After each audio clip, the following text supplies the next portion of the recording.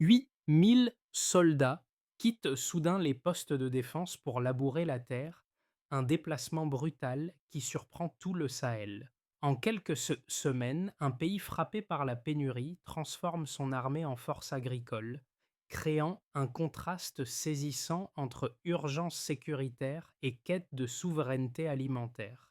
Mais que signifie réellement cette audace pour les habitants? Et jusqu'où Ibrahim Traoré peut-il pousser cette hybridation entre défense et production? Une bascule rapide qui redéfinit les priorités nationales. Le projet agricole lancé sous la conduite d'Ibrahim Traoré promet plus qu'une réponse immédiate à la pénurie.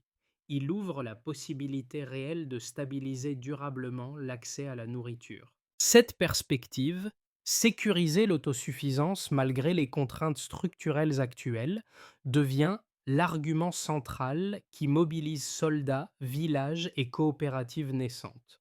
Pourtant, derrière l'élan collectif, chaque décision engage le pays sur une ligne de crête délicate, où l'armée doit simultanément protéger et produire. Les premiers résultats visibles encouragent l'optimisme, mais ils révèlent aussi l'ampleur des enjeux.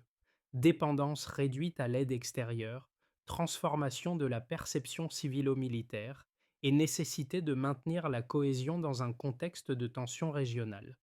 Un détail souvent glissé dans les discussions internes, la vitesse à laquelle les hectares sont mis en culture sert ici de micro-hook, rappelant que l'élan actuel pourrait s'essouffler aussi vite qu'il est né si la coordination faiblit. L'enjeu n'est donc pas seulement agricole, il conditionne la place du Burkina Faso dans un Sahel en recomposition permanente. En 3 mois, 8 000 soldats ont déjà quitté leurs unités et plus de 1 500 hectares ont été défrichés, un rythme que peu d'observateurs régionaux avaient anticipé. Cette accélération, presque déroutante, révèle une réalité inattendue. L'armée burkinabé possède une capacité d'adaptation beaucoup plus grande qu'on ne l'imaginait, surtout lorsqu'elle agit sous une pression vitale. Le tournant initié par Ibrahim Traoré ne se limite plus à une idée ambitieuse. Il commence à prendre la forme d'un basculement structurel, où la frontière entre défense et production se dissout pour répondre à l'urgence alimentaire.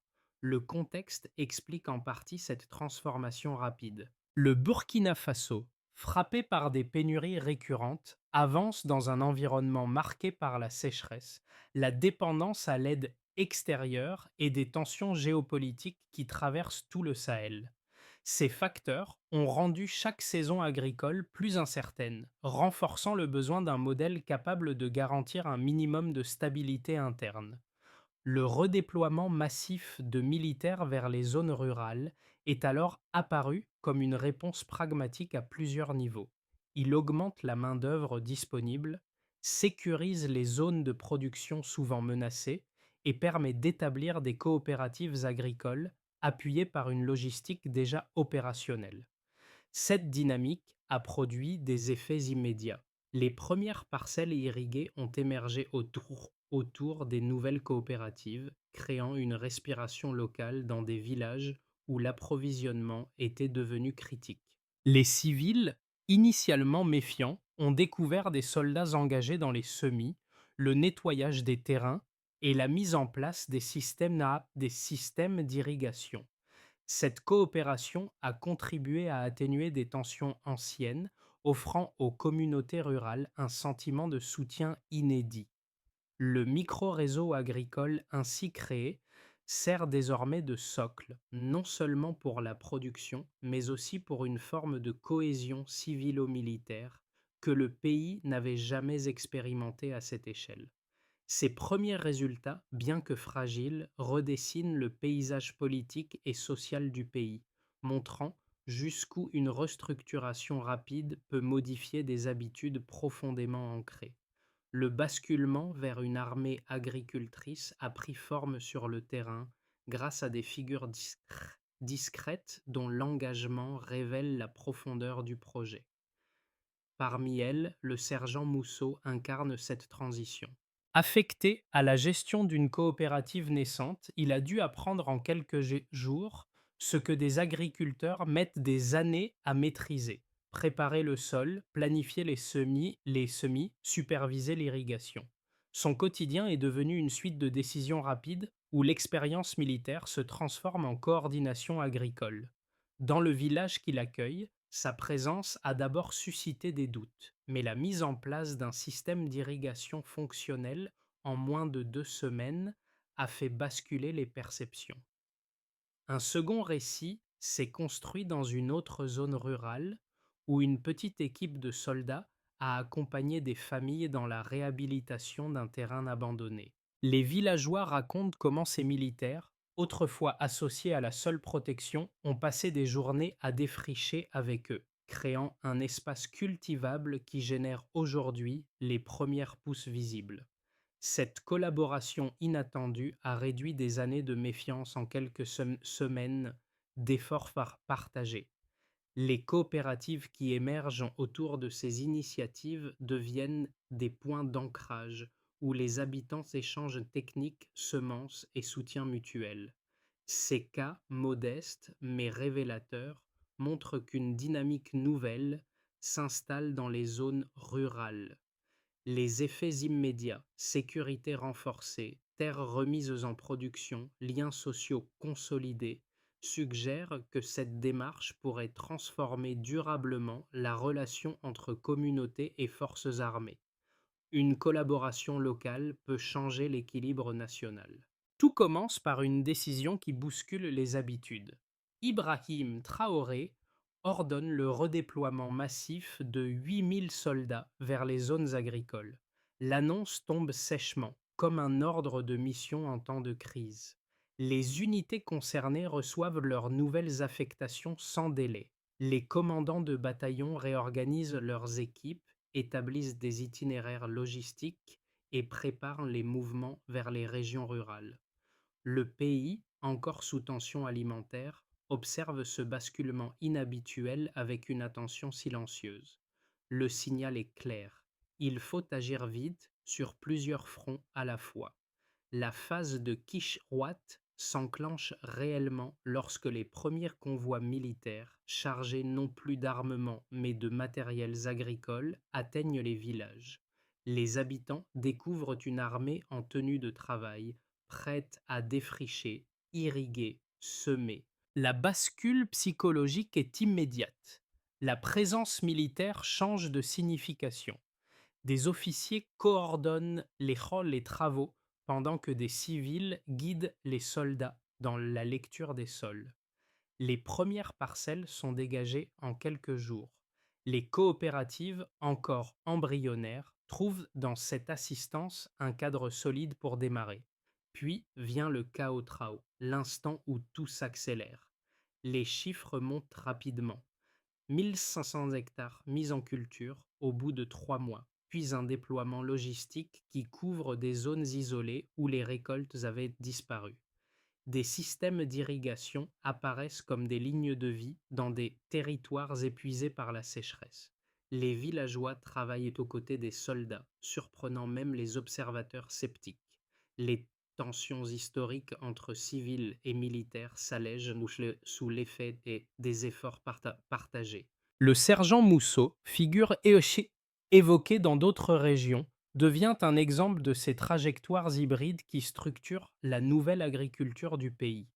La montée en puissance se poursuit lorsque l'armée mobilise ses ressources internes.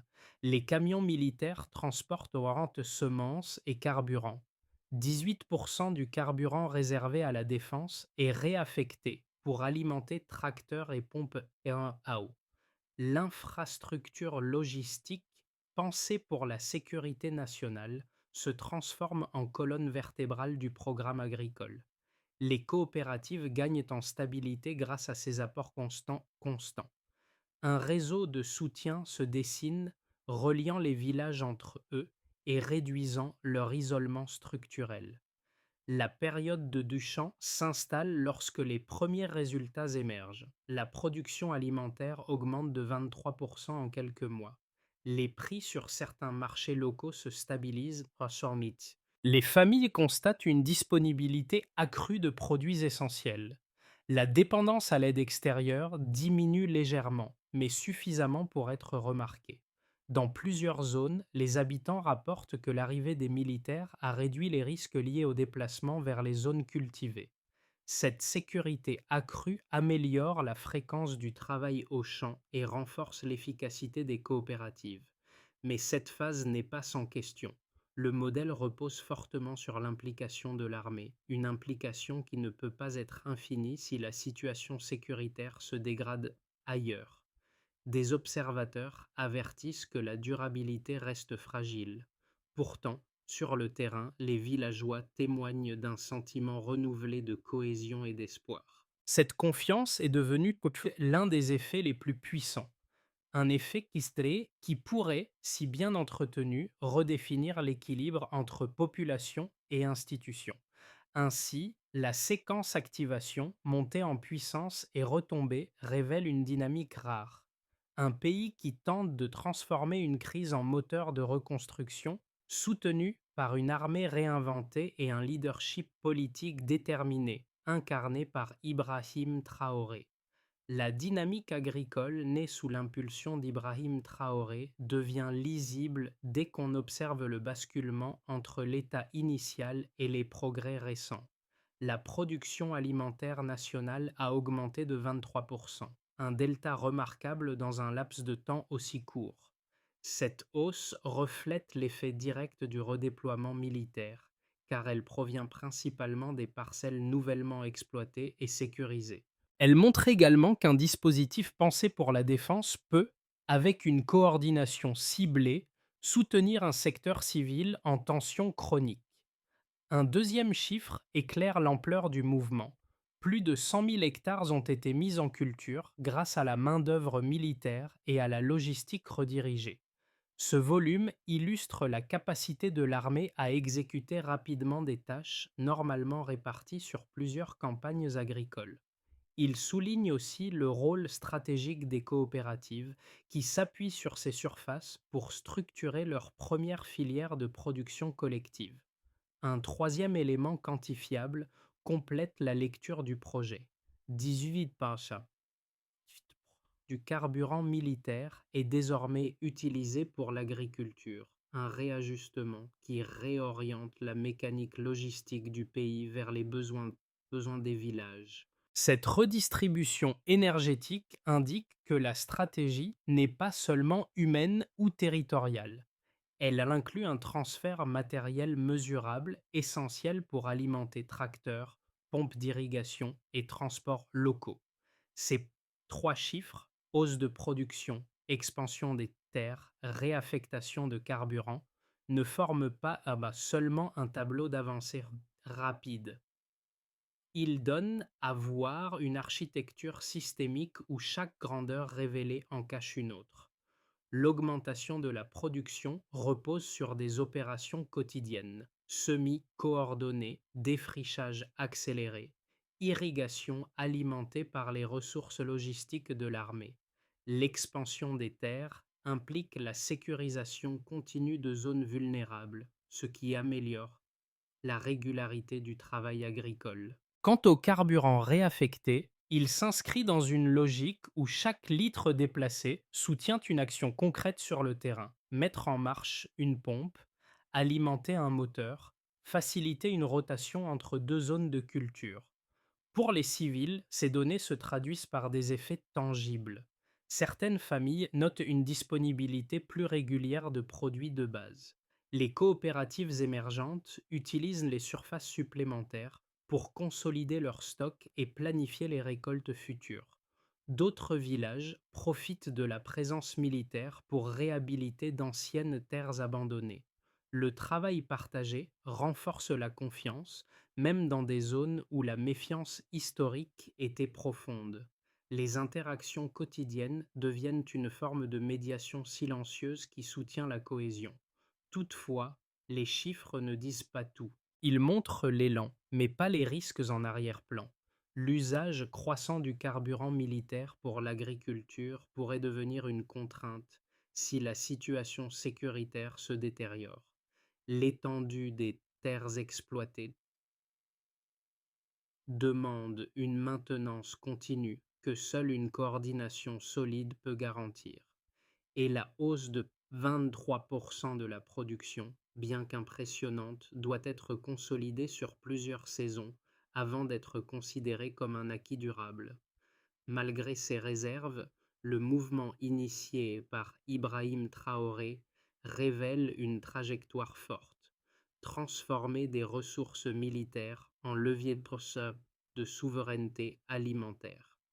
Les preuves chiffrées ne sont pas un embellissement. Elles sont le squelette d'une stratégie qui tente de réinventer la place de l'armée dans la vie nationale. Les partisans du programme soulignent d'abord la rapidité avec laquelle l'armée a transformé un secteur agricole en difficulté. Pour eux, la mise en culture de plus de 100 000 hectares en quelques mois constitue une preuve incontestable de l'efficacité organisationnelle des forces burkinabées.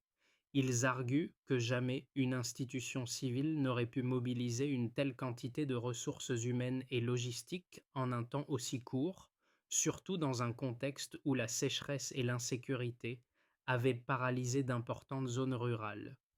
Selon cette lecture, l'armée comble un vide structurel que ni les acteurs privés ni les institutions locales n'étaient en mesure de combler. Un second argument en faveur du modèle concerne la cohésion sociale émergente. Les défenseurs rappellent que plus de 50 coopératives ont été créées avec un appui direct des militaires et que cette collaboration a permis de désamorcer des tensions anciennes entre civils et forces armées.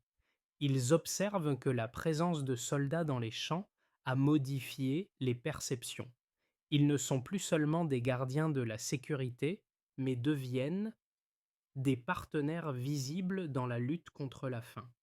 Les exemples de villages où les militaires ont aidé à remettre en production des terres abandonnées renforcent cette vision d'un rapprochement durable.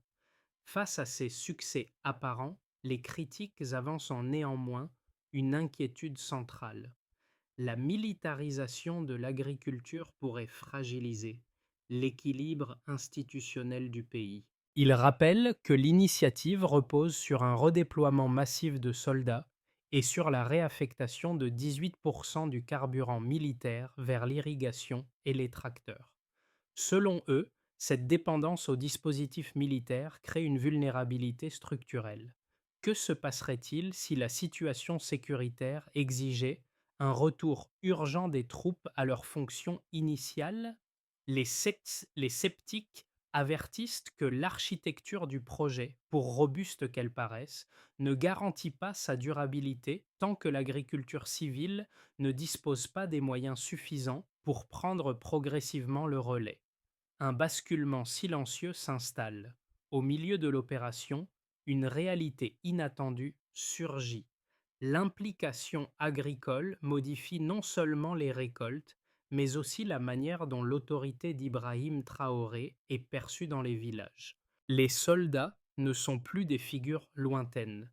Ils deviennent des travailleurs du quotidien, présents dans les champs, disponibles pour résoudre des problèmes techniques ou sécuritaires. Cette proximité crée un effet de levier social que personne n'avait anticipé. Dans plusieurs localités, les coopératives rapportent que les échanges entre militaires et civils sont devenus plus fluides, presque naturels. Ce glissement relationnel change la dynamique interne des communautés rurales. Les habitants, autrefois prudents, discutent ouvertement des besoins en irrigation, en semences ou en organisation des récoltes. Les militaires, eux, adaptent leurs méthodes à ces discussions, mobilisant leur discipline pour structurer les tâches agricoles. Cette phase médiane révèle alors un point clé: l'opération ne se limite plus à répondre à la crise alimentaire. Elle façonne un nouveau mode de coexistence où l'armée, la population et le projet porté par Ibrahim Traoré, convergent vers une logique commune: produire, sécuriser et apprendre ensemble. Une cohésion inattendue prend forme, modifiant l'équilibre local plus vite que prévu. Les effets concrets du projet se manifestent d'abord sur le niveau national. NN. La hausse de 23% de la production alimentaire modifie progressivement la disponibilité des produits de base, réduisant la pression sur les marchés en période de pénurie. Les familles observent une légère stabilisation des prix, un signe rare dans un contexte marqué par les aléas climatiques et géopolitiques. Pour un pays longtemps dépendant de l'aide, ce changement ouvre une perspective nouvelle, la possibilité de bâtir une souveraineté alimentaire durable sous l'impulsion d'Ibrahim Traoré. Sur le plan Diafung, DN, les villages voient les transformations de manière plus directe. La présence des soldats dans les champs améliore la sécurité autour des zones de culture, permettant aux agriculteurs de travailler plus régulièrement sans craindre les perturbations externes. Les coopératives, désormais plus nombreuses, servent d'espace de coordination où habitants et militaires décident ensemble des priorités agricoles. Les systèmes d'irrigation installés avec l'appui logistique de l'armée stabilisent les productions locales et renforcent la confiance des communautés envers le projet. Les répercussions sur la Enom Dancing, née ND, sont tout aussi marquantes. De nombreuses familles rapportent que la disponibilité accrue des denrées essentielles facilite la planification des repas et réduit la nécessité de déplacements lointains pour l'approvisionnement. Les villageois travaillant aux côtés des soldats découvrent de nouvelles méthodes d'organisation, souvent inspirées de la discipline militaire. Ce contact quotidien transforme la perception mutuelle. La figure du soldat se charge d'une dimension plus humaine, valorisant l'entraide et l'effort collectif. Plusieurs communautés affirment que cette proximité a réduit des tensions historiques et ravivé un sentiment d'appartenance partagée. Enfin, sur le Kuvuk, KV, le Sahel observe attentivement cette mutation. Les pays voisins, eux aussi confrontés à l'insécurité alimentaire, s'interrogent sur la transférabilité du modèle burkinabé. Les premiers résultats stimulent l'intérêt de certaines administrations régionales qui y voient une voie possible pour stabiliser leur propre zone rurale fragilisée. Les discussions dans la région mentionnent fréquemment l'audace stratégique d'Ibrahim Traoré, considéré comme un précédent significatif dans une zone où la frontière entre sécurité et développement est souvent floue. Les observateurs internationaux notent que le succès initial pourrait influencer les stratégies agricoles de plusieurs États, mais seulement si les conditions locales permettent une adaptation cohérente. Dans toutes ces dimensions, un élément central ressort. Le projet dépasse le cadre d'une simple opération agricole. Il reconfigure les rapports internes, transforme les habitudes de production, modifie la perception de l'armée et repositionne le Burkina Faso dans une dynamique régionale plus large. Les chiffres et les témoignages convergent vers une même idée. Une initiative née de l'urgence peut devenir un levier stratégique, à condition de maintenir l'équilibre délicat qui la soutient. Dans les mois à venir, l'initiative agricole portée par Ibrahim Traoré entre dans une zone décisive où trois trajectoires distinctes peuvent émerger. Chacune dépendra de la capacité du pays à maintenir l'élan actuel, à stabiliser la logistique militaire et à renforcer la participation civile. Le système mis en place fonctionne, mais son équilibre reste sensible aux pressions internes et régionales. Dans ce scénario, la dynamique se poursuit mais adopte un rythme plus modéré. Les coopératives consolident les surfaces déjà actives, tandis que les soldats stabilisent les opérations agricoles sans expansion massive. Si la coordination reste constante, alors la production alimentaire maintiendra sa progression progressive et les prix resteront relativement stables dans plusieurs marchés locaux. Les communautés rurales, ayant trouvé un mode d'interaction fluide avec les militaires, continuent de travailler ensemble. Toutefois, l'absence d'investissements civils supplémentaires pourrait limiter l'extension des terres exploitables. Le pays gagnerait en sécurité alimentaire sans atteindre encore l'autosuffisance complète. Ici, le modèle agricole militaire devient une dynamique régionale interne. Si les coopératives obtiennent davantage de ressources civiles et que les systèmes d'irrigation s'améliorent, alors la production pourrait dépasser les tendances observées, consolidant les 23% de hausse initiale et ouvrant la voie à des surplus locaux. Les villages adopteraient plus rapidement les méthodes organisationnelles structurées par les unités militaires, générant des récoltes plus stables. Dans ce contexte, le Burkina Faso deviendrait un exemple concret pour d'autres pays du Sahel qui suivraient avec intérêt l'audace d'Ibrahim Traoré. Ce scénario repose sur une participation accrue d'acteurs privés et sur une stabilisation sécuritaire continue. Le scénario défavorable émerge si les tensions géopolitiques augmentent ou si les forces armées doivent se recentrer sur leur mission traditionnelle. Si une crise sécuritaire exige un redéploiement militaire urgent, alors les coopératives perdraient en l'appui logistique essentiel qui maintient l'ensemble du dispositif. L'entretien des systèmes d'irrigation diminuerait, les surfaces cultivées pourraient se réduire et la production reculerait vers les niveaux antérieurs. Les, les tensions civiles réapparaîtraient dans certaines localités où la présence militaire était devenue un facteur de stabilisation. Ce recul fragiliserait l'initiative et réouvrirait la dépendance à l'aide extérieure. Dans ces trois perspectives, un point commun demeure. L'équilibre du modèle dépendra de la capacité du gouvernement à intégrer progressivement plus d'acteurs civils dans la chaîne agricole. La prochaine année sera déterminante pour savoir si l'audace peut se transformer en structure durable ou si elle restera une parenthèse ambitieuse. L'impact de l'initiative ne se mesure pas seulement en hectares cultivés ou en pourcentage de production accrue. Il se ressent dans la vie quotidienne de ceux qui vivent au plus près des changements.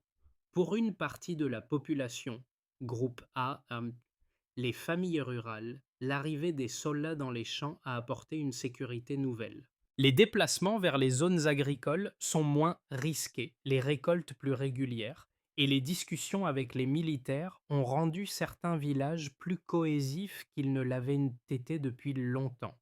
La relation entre civils et armée, souvent fragile, gagne une stabilité que beaucoup n'espéraient plus pour un autre ensemble, groupe B. Les jeunes, le projet transporte une symbolique forte. Voir des soldats travailler main dans la main avec les villageois brise une image figée du rôle militaire. Certains y perçoivent une preuve tangible qu'un engagement collectif peut transformer une réalité jugée immuable. Ces jeunes, souvent désorientés par le manque d'opportunités, trouvent dans cette opération un modèle d'effort structuré où la discipline se mêle aux besoins quotidiens des communautés. Enfin, pour groupe C, les observateurs urbains, l'initiative réactive, un débat sur la responsabilité citoyenne et l'avenir de l'économie nationale. Les discussions portent moins sur les contraintes que sur les possibilités. Que signifie produire ensemble dans un pays longtemps dépendant de l'aide extérieure? Quelle nouvelle forme de solidarité peut émerger autour des coopératives et des réseaux agricoles soutenus par l'armée? Dans chacun de ces groupes, un fil commun apparaît. L'impression qu'un pays en crise peut encore façonner des réponses collectives, même dans un contexte tendu. Pour que l'élan initié par Ibrahim Traoré devienne un modèle durable, une feuille de route structurée est nécessaire. Le projet ne peut pas reposer uniquement sur l'engagement militaire. Il doit se transformer progressivement en un système hybride où civils, coopératives et institutions locales jouent un rôle croissant. Cette transition exige des étapes claires, ancrées dans les réalités du terrain et mesurables dans le temps. Les autorités civiles doivent superviser les coopératives tout en maintenant la transparence des décisions.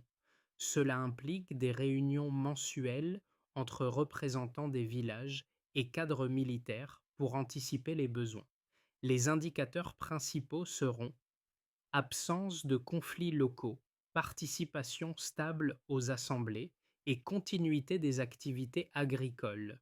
L'objectif est de consolider les systèmes d'irrigation installés et d'améliorer l'usage du carburant réaffecté.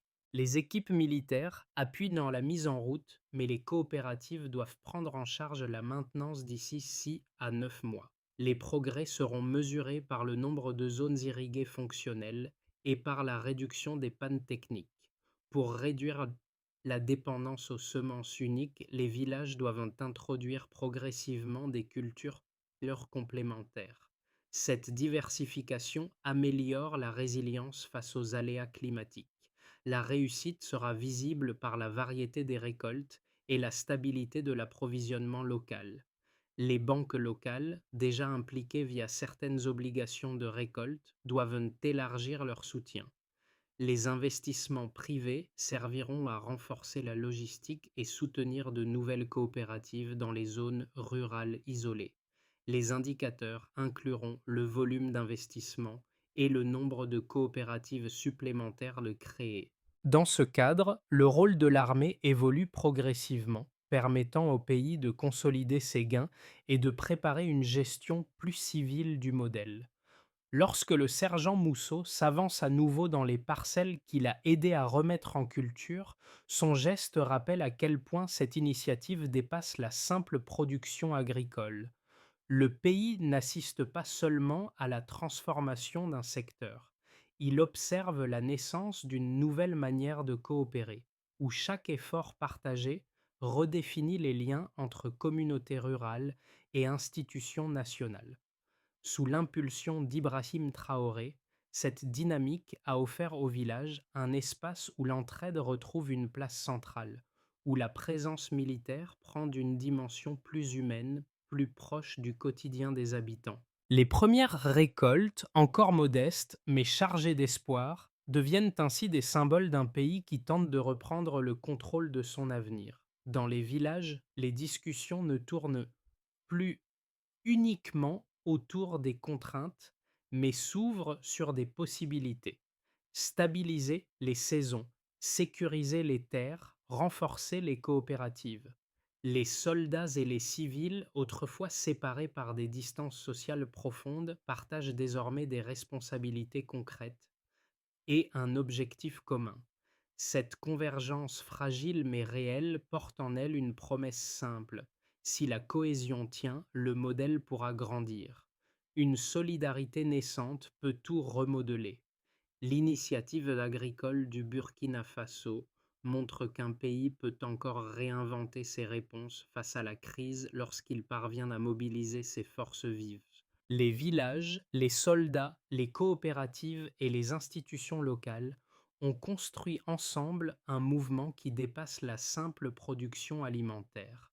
Cette expérience, née dans un contexte difficile, rappelle que la souveraineté n'est pas un concept abstrait, mais le résultat d'actions concrètes menées collectivement. Cette transformation ouvre un espace de réflexion. Comment renforcer ces dynamiques sans perdre l'équilibre fragile qui les rend possibles? Comment encourager la participation de chacun sans marginaliser les voix critiques et sans surestimer la capacité des structures actuelles? Si cette vidéo ou ce récit vous amène à réfléchir, vous pouvez choisir de partager votre point de vue, d'encourager les initiatives locales ou simplement de suivre les évolutions du projet. Chaque regard compte, chaque échange nourrit la compréhension commune. Selon vous, quelle collaboration locale pourrait renforcer durablement ce modèle?